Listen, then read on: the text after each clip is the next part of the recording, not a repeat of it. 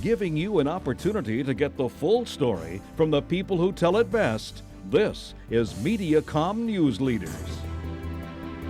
Hello, I'm James Mauser, and we're going to talk to a president of the board for the Southside Philharmonic Orchestra. This is a first for Thom Howard. Hi, Thom Howard. Thank you, James. Good to be here. Good to see you. Glad you're here today to talk about the South SPO. That's SPO, the Southside Philharmonic Orchestra. We do go by SPO a great deal, and it's a recognizable thing that's nice and simple, and everybody can remember. Yeah, kind of like what's happening down in Jefferson City with the entire group.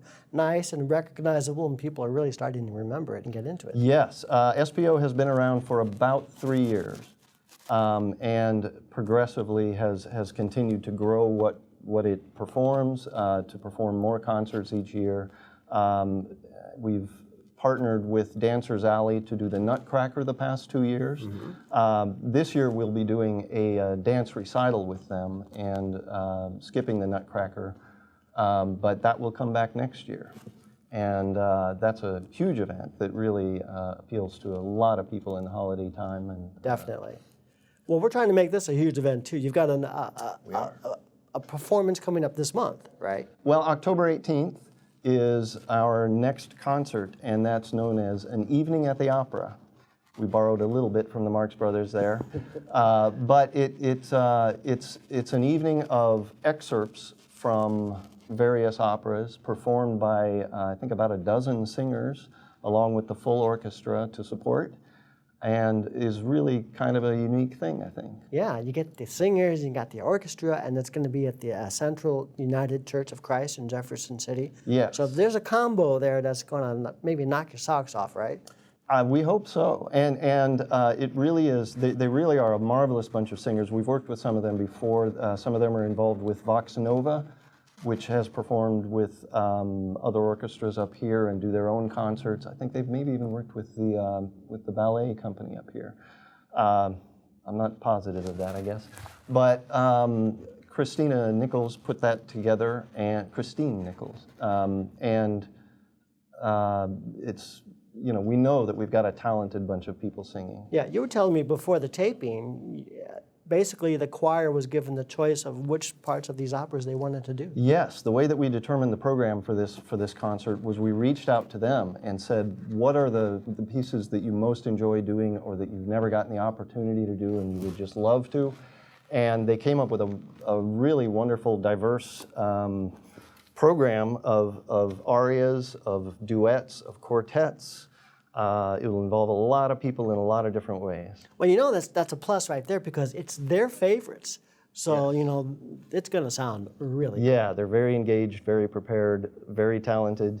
And as are the musicians in the orchestra. We're very conscientious about who we choose to play with us. On this flyer you brought in, you've got the names of some of these conductors or people who wrote these operas, right? Composers. Mm-hmm. Puccini, Verdi, Mozart, Strauss Jr. Then you've got three I never really heard of before. Well, Bizet wrote Carmen, and Carmen is one of the best known operas in the history, in the canon, whatever you would call it. And how do you say this one here? Delibes. Leo Delibes, French composer. Of most of these are late 18th century, some before. But that was kind of the golden age of opera, in a sense. And Delibes wrote one of my absolute favorite pieces of music of any genre, and that's the Flower Duet, and that will be on this concert.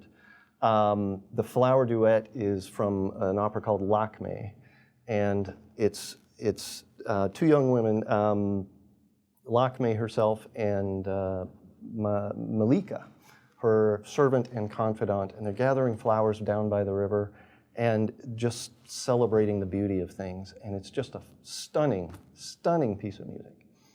And that's how it starts, right? That's essentially the beginning of the opera. Yeah. And as they're gathering these flowers, someone sees them and instantly falls in love with Lakme, and things progress from there. So pieces of opera, arias, choruses, all that happening on this night, Friday, October the 18th, 7 p.m.? 7 p.m. at the Central United Church of Christ in Jefferson City. How can people get tickets ahead of time? You can go to southsidephilharmonic.org. We've got some ways of providing that and getting on a list, or just, there's a phone number you can call us ahead if you want to do that. And certainly block tickets if you want to bring a group. We can work with you on that. That's the SPO, Southside Philharmonic Orchestra. Tell our friend Patrick Clark we said hello to. Will do. Come on back and see me, Thom Howard. Good to see you. Jim. Thank you.